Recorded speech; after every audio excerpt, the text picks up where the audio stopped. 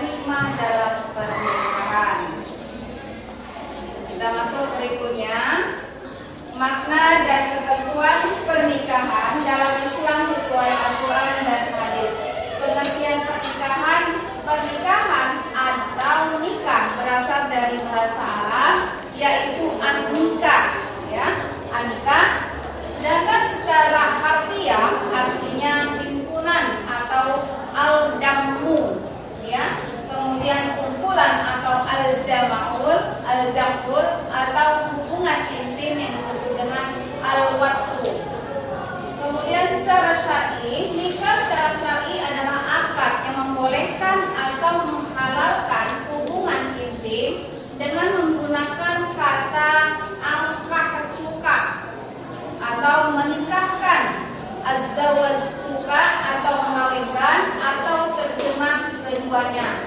Sedangkan menurut Undang-Undang Nomor 1 Tahun 1974 Pasal 1 adalah ikatan lahir dan batin antara seorang wanita dengan seorang pria sebagai suami istri dengan tujuan membentuk rumah tangga, membentuk keluarga atau rumah tangga yang bahagia dan kekal berdasarkan ketuhanan yang Maha Esa. Kalau di dalam buku kamu itu menurut istilah pernikahan itu, ya, menurut istilah adalah akad yang dilakukan, ya, antara mempelai laki-laki dan perempuan secara syar'i. Sudah, kita masuk yang berikutnya, hukum pernikahan. Hukum pernikahan ini ada 5 macam. Yang pertama adalah mubah. Mubah artinya boleh, ya. Seseorang melakukan pernikahan hukumnya boleh, atau tidak melakukan pernikahan juga boleh. Boleh, ya. Boleh dilakukan, boleh juga tidak. Apabila seseorang tersebut masih bisa menahan hawa nafsunya. Kemudian wajib, ya. Wajib apabila seseorang sudah mampu atau membayar mahar dan memberi nafkah dan takut terjerumus ke dalam perbuatan zina, ya. Itu wajib bagi seseorang yang apabila sudah mampu dia membayar maharnya, kemudian dapat menghidupi atau memberikan nafkah terhadap calon istri tersebut. Dan ditakutkan akan terjadi zina apabila dia menahannya. Kemudian sunnah. Hukum pernikahan ini ada sunnah, yaitu sunnah apabila seseorang telah mampu untuk memberi mahar dan penghidupan kepada calon istri, akan tetapi mampu mengendalikan nafsunya sehingga tidak takut terjerumus ke dalam perbuatan zina. Itulah artinya sunnah dari sunnah, ya. Kemudian makruh. Hukum pernikahan dalam makruh yaitu apabila seseorang belum mampu melakukan pernikahan tetapi mampu mengendalikan diri dari tuntunan nafsu seksualnya. Yang terakhir, menjadi haram suatu pernikahan apabila seseorang melakukan pernikahan dan akhirnya menganiaya seorang istri, salah, ya. Seperti belum mampu menikah dan memaksa diri untuk melakukan pernikahan. Itu jatuhnya haram. Apabila tujuan mereka menikah, tujuan seorang laki-laki hendak menikah ingin menyakiti istrinya, maka jatuhnya haram, ya. Jatuhnya haram dalam pernikahan. Kemudian kita masuk kepada dalil yang tentang pernikahan. Yang pertama yaitu pernikahan sebagai sarana untuk melahirkan banyak keturunan. Ini ada dalam surat An-Nisa, ya, surat An-Nisa surah keempat ayat 1. Kemudian dengan pernikahan Allah akan memberikan kemampuan masuk dia ke dalam surah An-Nur surah ke-24 ayat 32. Kemudian yang C, pernikahan sebagai sarana untuk melahirkan keturunan dan membuka pintu Kemudian ada juga lagi, pernikahan dapat melahirkan ketentraman dan kasih sayang secara sempurna berdasarkan surat Ar-Rum surat ke-30 ayat 21 yang terakhir. Pernikahan sebagai konsekuensi Allah menciptakan manusia secara berpasang-pasangan. Ini terdapat dalam surah Az-Zariyat ayat surat ke-51 ayat 49. Kita lanjutkan. Ada pertanyaan sampai di sini? Ada pertanyaan? Ya. Sebelum mengadakan suatu proses pernikahan, maka calon mempelai laki-laki terlebih dahulu mengadakan namanya meminang. Ya, sebelum kita laksanakan ijab kabul atau pernikahan, maka pihak laki-laki akan meminang dulu kepada pihak perempuan. Itulah namanya mengkhitbah. Meminang itu adalah mengkhitbah. Ya, meminang atau mengkhitbah merupakan permintaan dari pihak laki-laki kepada pihak perempuan untuk melangsungkan pernikahan. Meminang merupakan babak awal pernikahan menurut ajaran agama dan adat. Perempuan yang dipinang bukanlah istri orang, ya, istri orang tak boleh dipinang. Istri orang, kemudian bukan mahram sendiri. Apa mahram sendiri? Saudara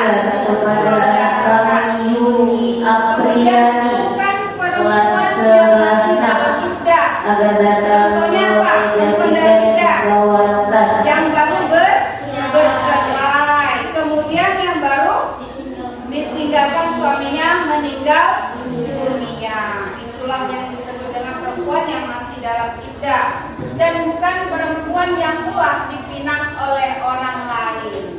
Nah, seorang anak gadis yang sudah dipinang oleh orang lain tidak boleh dipinang sebelum hubungan mereka putus. Sampai sini ada pertanyaan? Sudah jelas? Jelas. Jadi besok kalau ada anak gadis jangan dipinang kalau udah pinang orang ya. Tanya-tanya dulu. Apa tanya Him? Nah, kita teruskan. Proses pranikah dalam Islam tadi yang pertama yaitu peminang atau khitbah, ya kan? Kemudian mas kawin. Dalam peminangan tersebut sudah diceritakan tentang mas kawinnya, kan gitu ya. Mas kawin atau mahar adalah pemberian yang wajib diberikan seorang laki-laki sebagai calon suami kepada perempuan yang akan menjadi istri. Memberikan mahar hukumnya wajib. Nah, jadi besok kalau kamu menikah minta mahar sama suami kamu, ya, itu wajib hukumnya.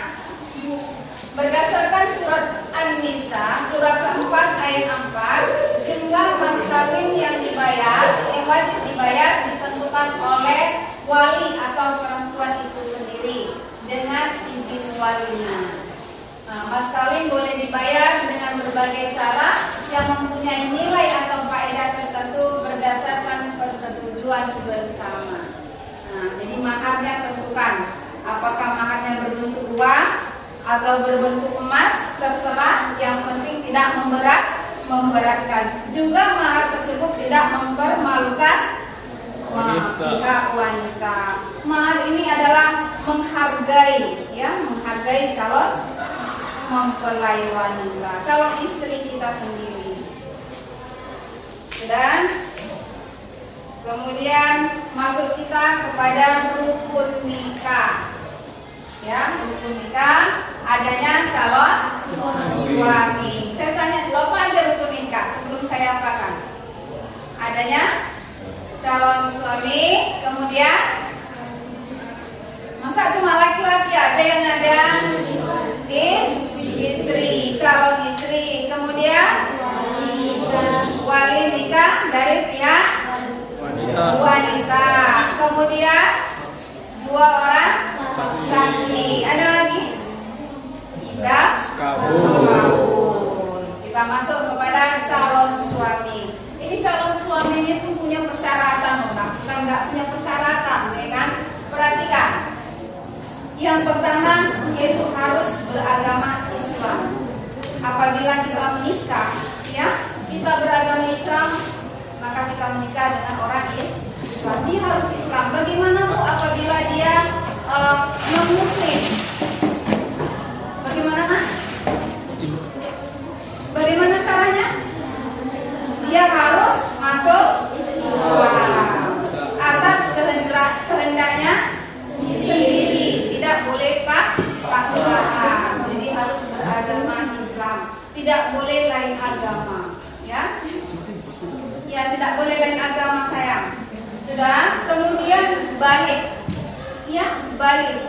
Seorang laki-laki, ya, itu harus balik apabila hendak melakukan pernikahan. Kapan baliknya seorang laki-laki? Apa ketika dia sunat? Tidak. Dewasanya seorang laki-laki apabila dia pernah mimpi basah. Ya, pernah mimpi basah. Udah pernah mimpi basah, Bang? Biasanya minimal umur 13 tahun. Udah pernah? Belum? Masya Allah, belum dewasa, bagaimana? Belum bisa nikah, Kak. Ya, belum bisa nikah. Jadi belum bisa nikah ya, Bang, ya? Nah, ya. Kemudian berakal, ya. Berakal artinya tidak gila. Jangan pula karena hendak cepat menikah, orang gila pun kita nikahi, kan gitu, ya. Kemudian sehat jasmani dan rohaninya, ya, sehat jasmani dan rohani. Kemudian laki-laki sejati loh, ya, pilih laki-laki yang sejati. Yang sudah sejati gimana Bu? Bencong, nama cakap ya. Bencong. Nah, coba kalau bencong nanti ketika kamu beli gelang, dia mau pakai gelang kamu kayak mana? Kamu mau pakai lipstick, bencong itu kan dengan apa ya? Suka dengan kecantikan, kan gitu ya kan? Dengan gemulainya, bahkan kamu kalah saya rasa. Nah, ketika kamu tidak pakai lipstick, jadi kamu bersaing dengan suami kamu. Ya, jadi pilihlah laki-laki yang sejati. Kemudian berumur minimal 21 tahun menurut Undang-Undang Nomor 1 Tahun 1974. Kalau sekarang laki-laki tidak 21 tahun, nah. Umur berapa sekarang? 20 berapa?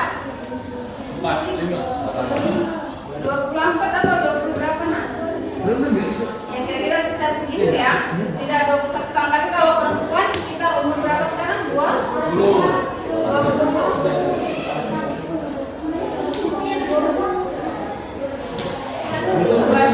Ya, kalau perempuan ya, nak, 20 atau 21 kan seperti itu. Nah, itu syarat untuk calon suami. Masuk kita kepada calon istri. Rukun nikah yang kedua yaitu calon istri. Adanya calon istri. Syaratnya juga hampir sama. Beragama Islam, balik, berakal, sehat jasmani dan rohani, perempuan sejati, ya, makanya hati-hati dengan perempuan ya.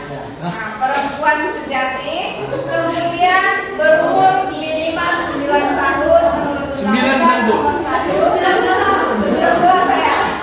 Nanti dikatain.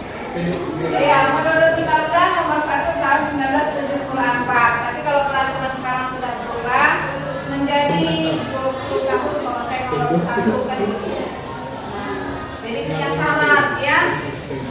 Yang itu tamat SD terus nikah. Kenapa? Ditakutkan apabila terjadi pernikahan taman anak telah di bawah usia, maka nanti ketika hamil, ya, kemudian melahirkan, itu banyak terjadinya kematian, kan seperti itu.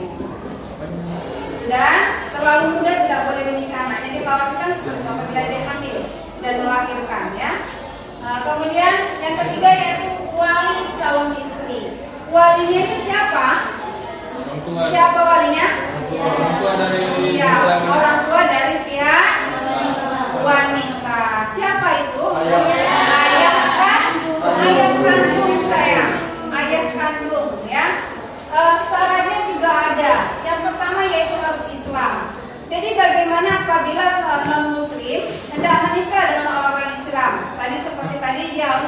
dalam agama Islam. Misalnya perempuan itu beragama non muslim, dia masuk ke dalam Islam. Siapakah yang menikahkannya?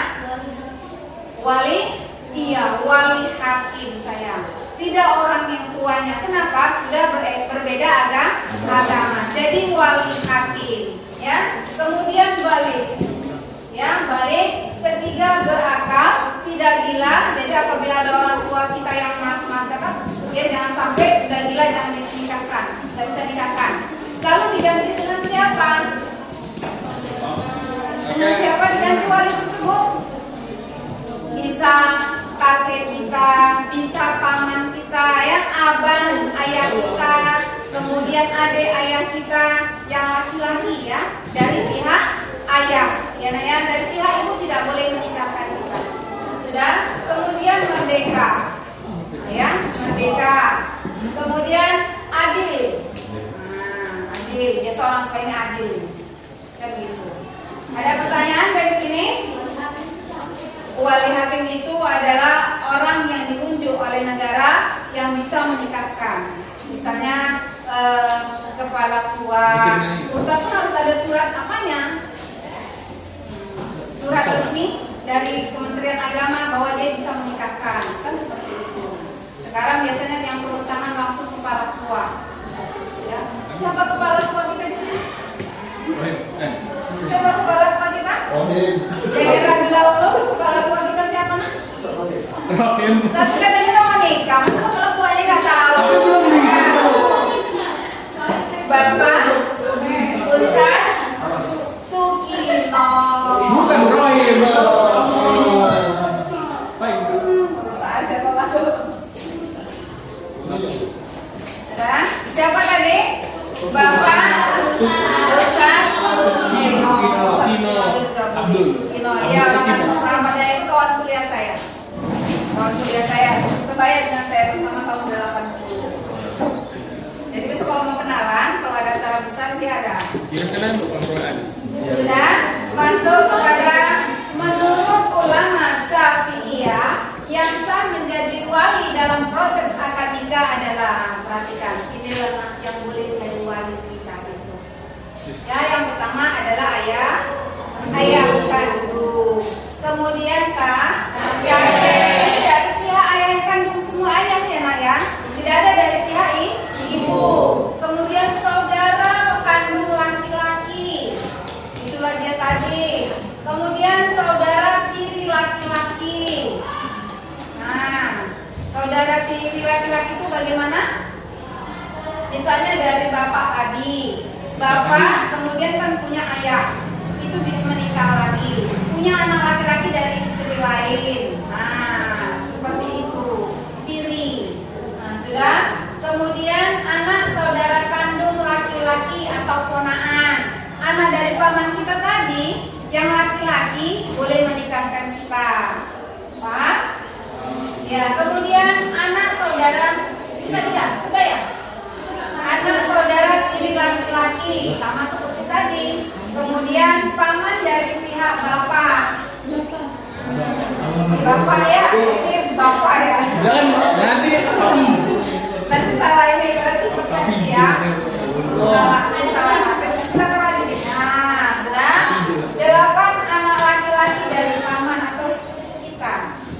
Misalnya kita mau menikah, ya kan? Ayah kita pun nggak ada, saudara kita nggak ada yang laki-laki, adik kita apa kan?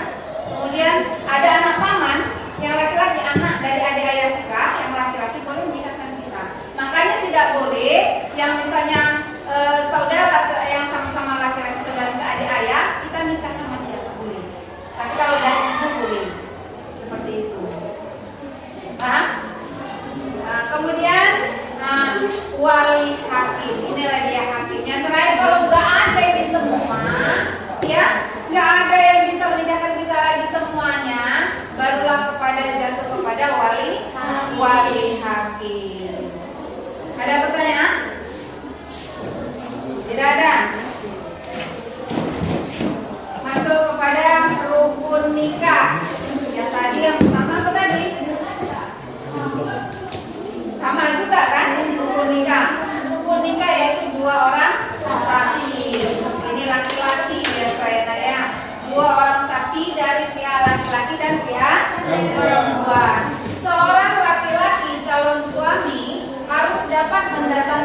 orang saksi dalam proses akad nikah.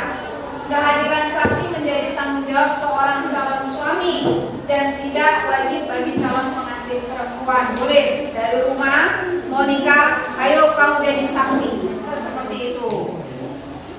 Kemudian tujuan kehadiran dua orang saksi di samping untuk mengetahui keabsahan proses akad nikah, juga untuk memberi persaksian bahwa seorang calon suami laki-laki adalah seorang jejaka.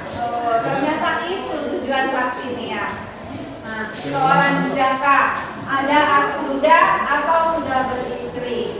Kalau sudah beristri belum melebihi dari 4 orang wanita.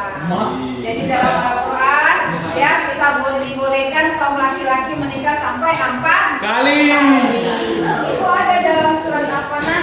Nah, dalam hadis dikatakan boleh menikah 1, 2, 3 dan 4.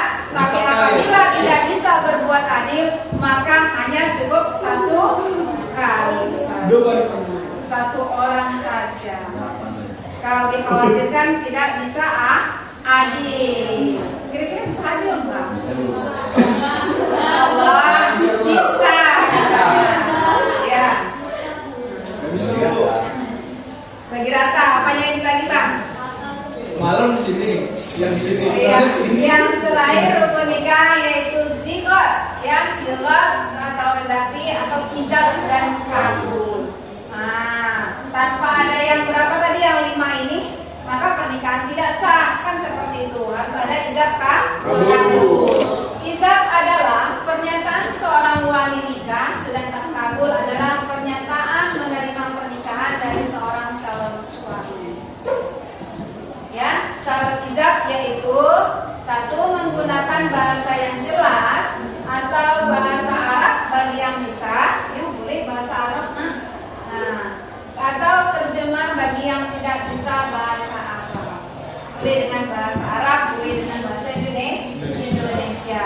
Yang kedua, menggunakan kata angka tunggal atau saya nikahkan, ya, atau zawwatuka, saya kawinkan. Tidak sah jika menggunakan kata lain selain kata tersebut. Jadi contohnya saya nikahkan, kan gitu. Nah, saya kawinkan, seperti itu. Itu yang mengucapkan tersebut siapa? Wali. Kemudian yang ketiga, tidak boleh menggunakan kata sindiran atau kiasan. Itu bagaimana sindiran atau kiasan? Dengan kata-kata yang lain tidak boleh, hanya kata-kata ini yang boleh. Jadi lain dari kata itu maka pernikahan tidak sah, ya. Kemudian yang keempat, diucapkan langsung oleh wali atau wakilnya dengan sempurna. Kemudian kanan, mana? Ini ya. Kelima, tidak dibatasi dengan waktu tertentu seperti nikah mu'ah atau nikah kontrak. Dalam pernikahan tidak boleh adanya nikah mu'ah atau nikah kontrak, ya. Kemudian tidak disyaratkan dengan sesuatu yang mengikat. Jangan kita memikat. Tujuan kita nikah kontrak 1 tahun itu tidak diperbolehkan. Sampai sini ada pertanyaan? Ada pertanyaan tentang wali tadi saya? Ya, itu kita ada masalah tadi. Yang pertama menjadi wali, kita ulang kembali. Bisa kita ulang kembali. Tentang ini maaf, memang saya harus sampaikan, ya. Kalau wali kita itu harus ayah kandung, ya kan. Jadi apabila kita anak angkat, ya, anak angkat misalnya kita diangkat oleh seseorang, ya, ayah angkat kita itu tidak boleh menikahkan kita, tidak boleh menikahkan kita. Harus siapa? Tetap ayah kandung. Tetap ayah kandung harus dicari. Tidak boleh ayah angkat menikahkan kita. Kenapa? Kita bukan mahramnya, bukan seperti itu. Ya, jadi harus tetap cari ayah kandung. Kemudian saya ulangi kembali. Yang maaf cakap, ya kan namanya kita masyarakat luas ini kadang-kadang namanya punya kekhilafan, kan gitu kan? Adanya hamil di luar nikah. Kan gitu.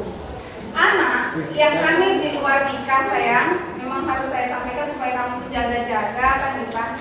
Anak yang lahir di luar nikah kan seperti itu, ketika dia menikah nanti itu tidak boleh ayah kandungnya yang menikahkan. Paham? Tidak boleh ayah kandung yang menikahkan. Lalu siapa? Tidak boleh yang ini sayang. Ini pun tidak boleh. Kenapa? Dia tidak sinkron. Karena dia lahir, karena dia ada sebelum adanya pernikahan, ya. Sebelum adanya pernikahan. Lalu siapa yang menikahkannya? Wali hakim sayang. Wali hakim. Awas, apabila ayahnya yang menikahkan, memang itu ayahnya kan, gitu kan? Setelah hamil, ibunya dinikahkan dengan ayahnya, salah pernikahan tersebut kan, gitu kan? Nah, namun anak tidak senasab dengan ayahnya. Nasabnya kepada siapa? Kepada ibu. Jadi yang wajib menikahkan dia adalah wali hakim, walaupun anak ayah tersebut, kan gitu. Jadi saya sampaikan sama kamu, hati-hati. Inilah kendalanya bagi apabila anak di luar nikah lahir adalah perempuan. Ya kan Bang Irgalang bilang, enak kali dengarnya ya kan? Oh galak dah. Nah, apabila dinikahkan oleh ayah kandungnya, maka selamanya pernikahan tersebut tidak sah. Maka selamanya anak tersebut melakukan zina. Kesalahan siapa? Kesalahan orang tua. Jadi apabila terjadi demikian, maka wali hakimlah yang boleh menikahkan. Ini tidak boleh sayang. Tidak ada yang boleh. Yang boleh hanya wali hakim. Jadi apabila dinikahkan oleh salah satu dari sini, maka pernikahan tersebut tidaklah sah. Maka selamanya hubungan mereka adalah zina. Hubungan anak yang dinikahkan tadi kan seperti itu. Jadi wali hakimlah yang wajib menikahkannya. Kemudian itu kerugian yang pertama sayang, sebagai anak di luar nikah. Yang kedua, baik laki-laki dan perempuan, anak yang di luar nikah sayang, itu tidak boleh berhak mendapatkan harta warisan. Ya, tidak berhak mendapatkan harta warisan. Lalu bagaimana Bu? Biar mendapatkan gitu kan? Gak mungkin lah, kan kasihan. Maka berilah dia, atau dikatakan hibah, dia boleh menerima hibah. Hibah dari siapa? Orang tuanya. Sebelum orang tuanya meninggal, maka hibahkanlah mana yang menjadi bagian. Paham kan? Berikan adanya saksi kan gitu kan? Buat saksi di sana keluarga sendiri itu kamu. Atau supaya jangan nampak, itu kan aib ya sayangnya.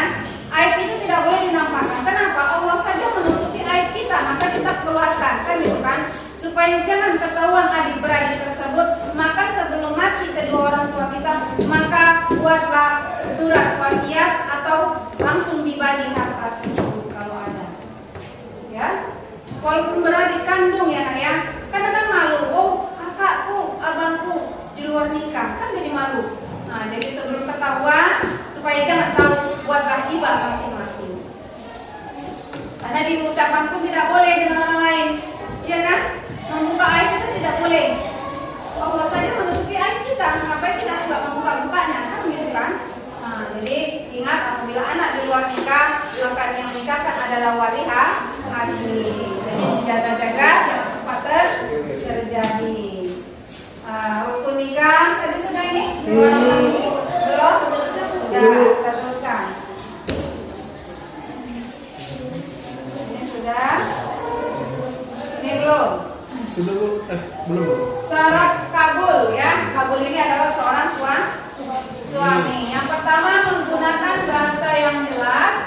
Boleh dengan bahasa Arab bagi yang bisa atau terjemah bagi yang tidak bisa. Jadi kalau kita memang nggak bisa, usahlah pakai bahasa Arab kan gitu kan. Pakai bahasa Indonesia aja kita gemeter kan gitu. Kadang-kadang suka nengok contekan lagi. Nah, jadi nggak usah. Tapi kalau bisa dengan bahasa Arab ya mantap ya. Masya Allah kalau itu ya kan. Kemudian nomor 2, menjawab pertanyaan dalam kalimat ijab dengan segera dan tepat. 3, bukan merupakan kata sindiran. Yang keempat, dilapangkan oleh calon suami atau wakilnya atas sebab-sebab tertentu. Kemungkinan ini nggak ada masalah sama kamu. Coba dibaca, ayo. dilakukan oleh calon suami, ijab itu kan biasa suami kan, saya terima nikahnya atas hukum, atau diwakilkan atas sebab-sebab tertentu. Tanya? Karena apa ini nak? Makanya ada sebab-sebab tertentu diwakilkan. Misalnya calon suami tersebut bisu, ya, tidak bisa mengucapkan.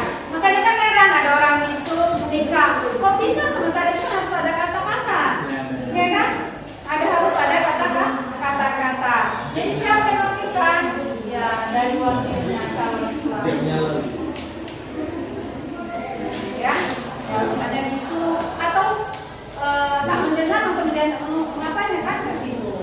Dan yang kelima, tidak diikat dengan batasan waktu tertentu seperti nikah atau nikah kontrak. Sama seperti tadi, tidak boleh adanya pernikahan anak tidak disyaratkan dengan sesuatu yang mengikat. Kalau kalian bersama dengan nikah kontrak. Ketujuh, menyebutkan nama bakal istri. Harus disebutkan nama istrinya. Saya terima nikahnya ini.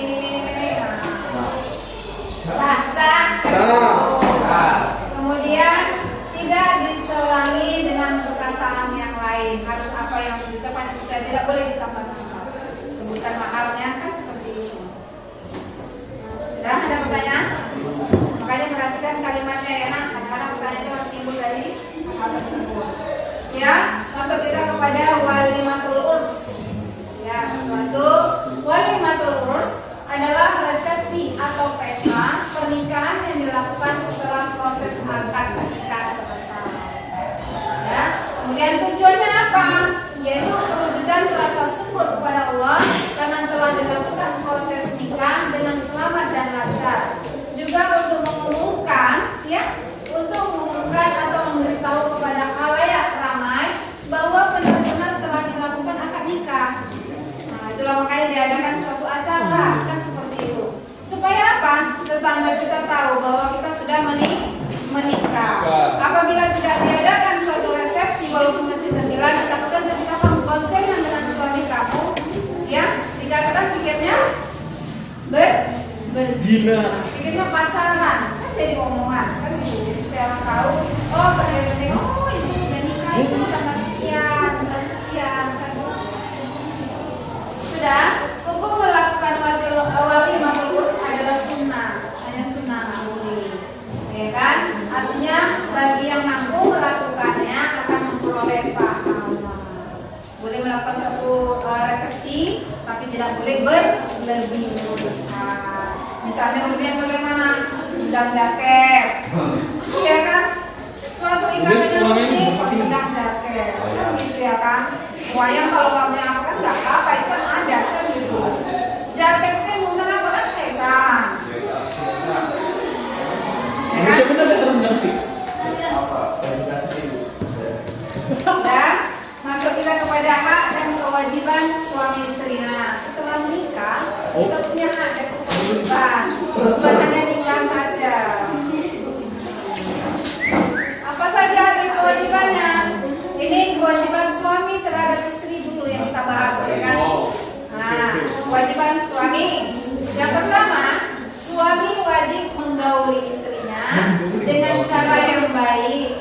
Dari ketawa, udah lain.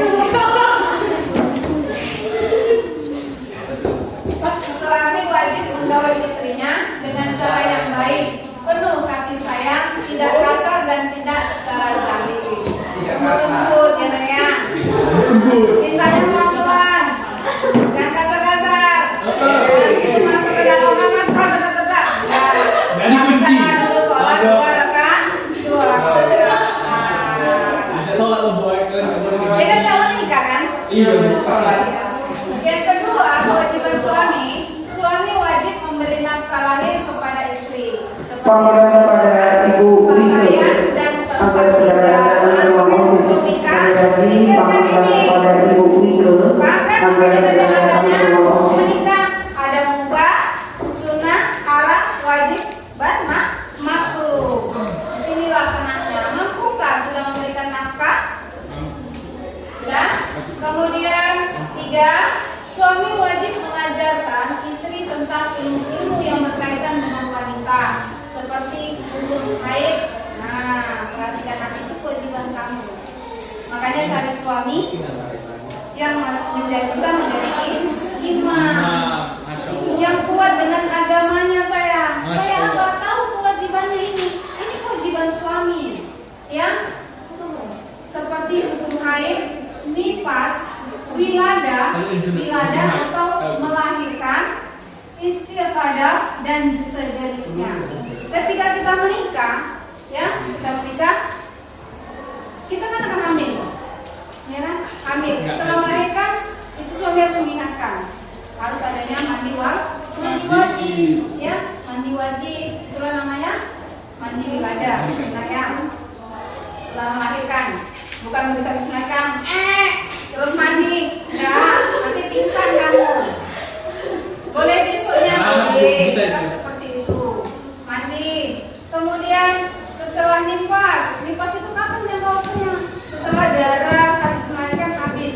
Biasanya paling apa 40 hari, ya. Nah, itu mandi apa kita? Kemudian melahirkan, istiqadah dan sejenisnya itu harus diajarkan oleh suami. Tapi kalau istrinya memang istri yang kuat dengan agama, banyak tahu agamanya, ya, dia tahu sendiri, nggak perlu diajari suaminya. Dan itu harus dilakukan, kan gitu. Makanya nanti ketika orang buka-buka buku saya, apalagi perempuan-perempuan ini kan, mana tahu suaminya nggak kuat agamanya, kan kita lah yang apa nanti jadi suaminya. Kan ini semua ditanggung oleh suaminya. Dosa kita nanti ditanggung oleh suami apabila kita melakukan dosa. Tapi kalau sudah dia mengingatkan, kita buat, lepas kamu. Termasuk dia tanggung jawab itu menuntut aurat. Ketika kita masih gadis, ya, itu kita kepada orang tua kita, ayah kita. Tapi ketika kita menikah, maka semua itu akan ditanggung oleh suami. Ya, makanya walaupun sakit orang tua kita sudah menikah tanpa izin suami, kita tidak boleh keluar rumah. Kalau tidak izin, walaupun ke tempat orang tua, harus izin dari suami. Kalau katanya jangan, tunggu aku pulang, harus kamu. Ya. Kemudian suami wajib berlaku adil dan bijaksana terhadap istri. Di sini kita kadang-kadang udah diberi istri satu, dua, tiga, dan empat. Maka kalau kita bisa adil, ada sebaiknya satu orang saja. Yang kelima, suami wajib menutup aib istri kepada siapapun. Kekurangan istri itu jangan diceritakan sama orang lain, jangan dijelek-jelekkan sama saudara sendiri, maka akan terjadi perselisihan, pertengkaran dalam rumah tangga. Tujuan menikah itu adalah saling menutupi aib. Tak ada manusia yang sempurna. Misalnya istrinya masak kurang garam, jangan cerita-cerita sama orang ini, istriku itu tak pandai memasak. Masak saja pun garamnya kurang. Maka ingatkan sang istri kurang garam. Boleh dengan kata-kata meski, enak kali masaknya, tapi kalau tambah garam ini agak enak, kan gitu. Harus baik-baik menyampaikannya, kan gitu kan. Kemudian yang keenam, ketika ada tanda-tanda kematian, suami hendaklah berwasiat terhadap istrinya. Kalau misalnya matinya istrinya sakit lama, kan gitu kan, kira-kira nggak panjang umur berwasiat kan. Tapi ada baiknya, karena kita nggak tahu kapan matinya, kan seperti itu. Tapi ketika kita tidur bersama, ada abangnya cerita deh, kalau abang misalnya tidak meninggal deh, ya kan?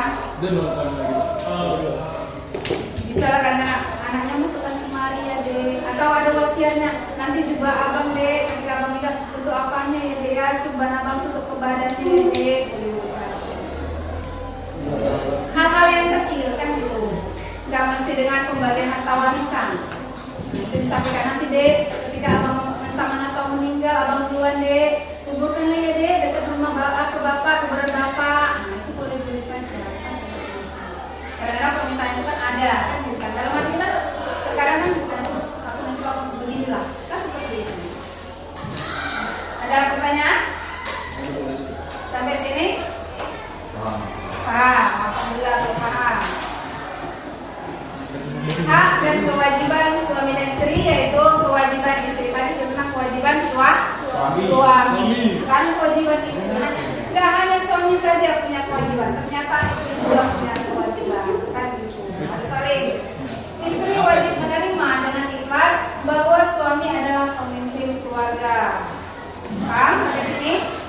Suami menjadi imam kita.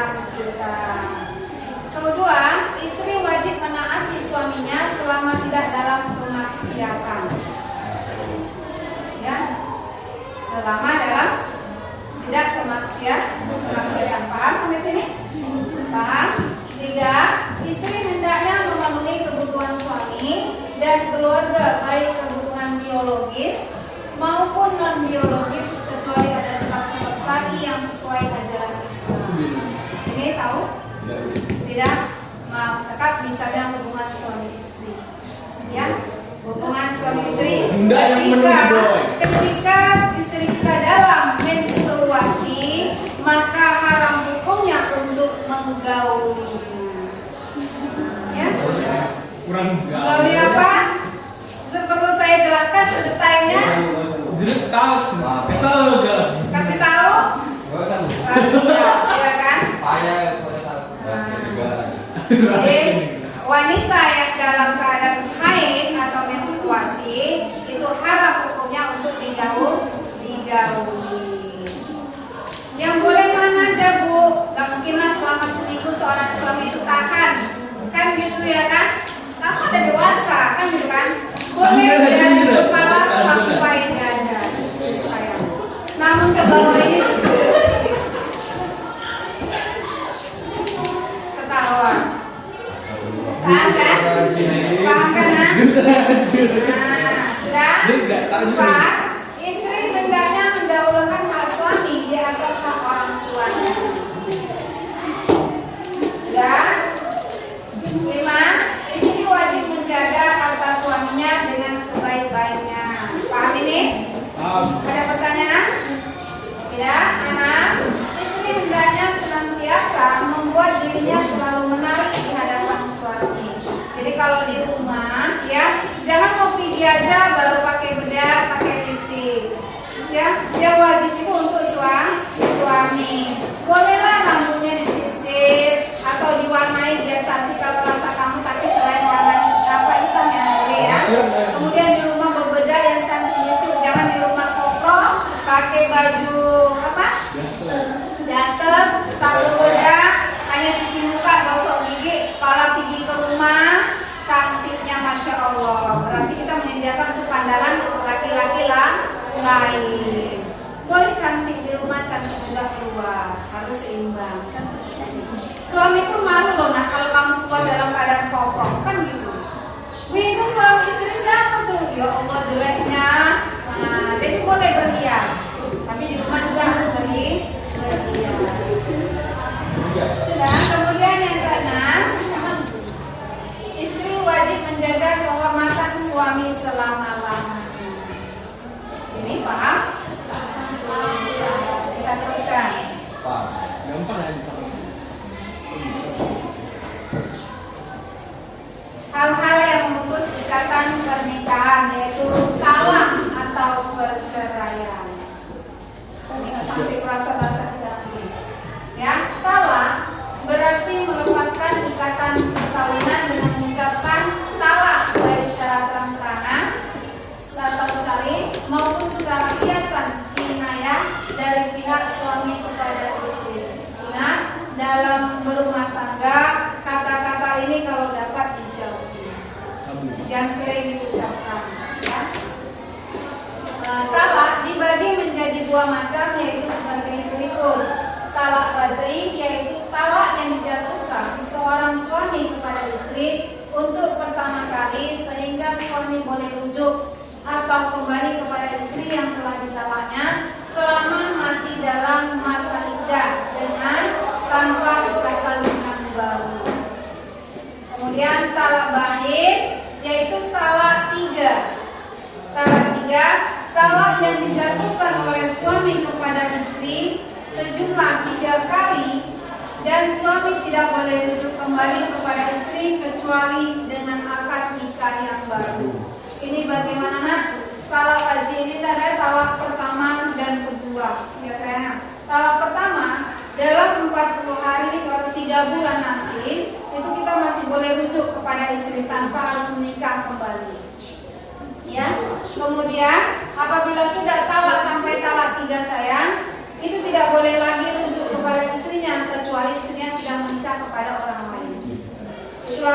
adanya syariat apa hukum Islamnya ya. Apabila seorang suami sudah menjatuhkan talak 3 kepada istri ya, nah, maka seorang istri itu harus menikah dulu. Kalau apabila ingin rujuk kembali, istri harus menikah dulu dengan orang lain. Tapi tidak boleh dengan perjanjian nikahnya setelah engkau nikahi aku, kita pisah. Dalam perjanjian pernikahan itu tidak boleh kontrak kan seperti itu kan. Nah, digauli dulu oleh suami kedua. Setelah diceraikan oleh suami kedua, baru boleh. Setelah diceraikan habis idahnya, baru boleh kembali kepada istri suami pertama. Itulah beratnya seorang istri saya. Makanya hati-hati dengan kata talak ya. Walaupun dalam keadaan kita bersenda gurau, misalnya dalam keadaan merokok kan, nah, ya, habis puntung merokokku nanti ini jatuh talakmu 1, maka sah talak tersebut, walaupun dengan kata hiasan kan seperti itu. Ketika habis rokokku ini nanti, walaupun sudah gurau ya, habis rokokku ini nanti jatuh talakmu 1, jatuh. Makanya hati-hati, apalagi ketika marah, ku ceraikan kau dek talak 1, jatuh. Makanya kalau lagi marah dalam suami istri ya, hendaknya lah yang misalnya suaranya satu tinggi atau lagi marah, yang satu diam. Jangan disambut sekali ya. Jangan disambut sama-sama marah, sama-sama panas. Kalau rasa kita naik, sudah kita hendak marah, ada baiknya kita duduk ya, supaya nggak dingin. Sekarang lagi udah beruduk, nggak juga tenang, ada yang baiknya kita duduk. Tak juga tenang, ada baiknya kita berbaring. Supaya apa? Meredam emosi. Jangan dibiasakan kata-kata itu walaupun hanya senda gurau. Ya. Jadi seorang istri apabila sudah jatuh talak tadi, talak 3, maka haram baginya untuk menggaulinya. Paham kan? Sudah haram hukumnya untuk hubungan suami istri. Sudah cerai, secara agama sudah sah. Yang belum sah itu secara negara. Nah, seperti itu. Jadi apabila sudah jatuh talak 3 ini, apabila hendak rujuk lagi, seorang istri tadi harus sudah menikah kepada orang lain. Setelah dinikahi, digauli, setelah cerai, habis iddah baru boleh dinikahi kembali. Tapi sekarang kejadian takut ada terjadi zina, ya. Ketika rujuk walaupun sudah talak 3, dinikahi kembali diperbolehkan. Terus gitu sekarang. Tapi kalau sakit bisa harus nikah dulu. Paham kan? Itulah beratnya menjadi seorang istri yang namanya hati-hati dengan kata talak. Ada pertanyaan? Tidak ada. Yang kedua, talak. Tadi ini belum ya? Ya, talak atau perceraian. Yang kedua, akibat dari talak atau perceraian antara suami dengan istri, maka timbul istilah iddah dan rujuk tadi. Ya, iddah adalah masa menunggu seorang perempuan tidak boleh menerima pernikahan seorang laki-laki lain setelah dicerai oleh suami. Tujuan iddah adalah untuk mengetahui apakah seseorang yang dicerai tersebut sedang dalam keadaan hamil atau tidak. Jadi setelah cerai itu ada masa iddah tadi kan gitu kan. Jadi kalau ada yang suka kan itu, ada yang suka tunggu masa habis iddahnya. Kenapa? Karena kita harus dicerai, menikah, hamil. Jadi tidak tahu apakah yang di dalam rahim perempuan tersebut dari suami pertama atau suami kedua. Kan seperti itu. Otomatis namanya sudah menikah kan campur. Kan gitu kan? Digauli kan gitu. Paham kan? Paham kan ya? Nah jadi setelah dicerai, menunggu masa habis iddahnya selama 3 bulan, baru boleh nikah lah. Nikah lagi. Harus diingat karena tahu nanti laki-lakinya ya kan. Nah, mengambil jandanya belum makan, belum dikahi. Dan didapatkan apa? Hamil. Anak tersebut apakah dari suami pertama atau suami kedua? Nah, nanti takutnya salah, anaknya perempuan yang lahir, ya kan? Siapa menikahkan? Kan gitu, ya kan suami pertama, suami kedua. Jadi tunggu masa iddahnya habis. Jangan berkali lah kan gitu ya kan. Jangan berkali. Kalau nggak bisa syarat puasa kan gitu. Wah, sudah. Kemudian iddah digolongkan menjadi beberapa bagian. Pertama, iddah mati, artinya apabila seorang perempuan ditinggal mati oleh suaminya, baik sudah dicampur maupun belum, masa iddahnya selama 4 bulan 10 hari ternyata. Masa iddah adalah 4 bulan 10 hari. Ini iddah matinya, artinya seorang yang tinggal mati oleh suaminya. Dan yang kedua, iddah hamil. Iddah hamil apabila seorang perempuan dicerai oleh suaminya dalam keadaan hamil, sehingga masa iddahnya adalah sampai melahirkan. Ya, ketika dia hamil diceraikan, sebenarnya dalam hamil itu tidak boleh diceraikan, kan? Gimana tahu terjadi kan bukan hamil. Hendaklah kita sama perempuan tersebut, maka tunggulah dia selesai melahirkan. Itu habis melahirkan, bolehlah dia dinikahi karena sudah melahirkan. Itulah iddahnya wanita hamil. Sudah, yang ketiga